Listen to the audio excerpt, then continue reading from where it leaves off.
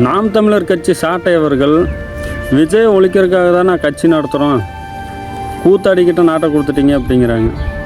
விஜய் ஒழிக்கிறதுக்கு நீங்கள் கட்சி நடத்துகிறீங்க அப்படின்னா மக்கள்கிட்ட பிச்சை எடுத்து திறல்நிதின்னு ஒன்று வாங்கி திருடி திங்கிறீங்களே, அதை விட்டுட்டு உங்கள் சொத்துருக்கு மூலம் பூர்வீக சொத்து அதை விற்று அரசியல் பண்ணுங்கடா.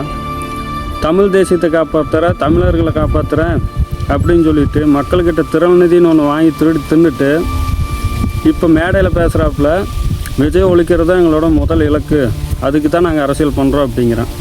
அதே சமயத்தில் கூத்தாடிக்கிட்ட நாட்டை கொடுத்துட்டீங்கன்னு சொல்கிறீங்கள, சீமான் கால் சீட்டுக்கு மேலே கால் சீட் கொடுத்துட்டுருக்கிறாருல படத்துக்கு. அப்போ சீமான் கூத்தாடி இல்லாமல் கோமாளியா? அதே மாதிரி இந்த சட்டசபையில் ஊழலை பற்றி பேசினா இந்த திருட்டு திமுக கொத்தடிமைகளில் அப்படியே கதற ஆரம்பிக்கிறாங்க.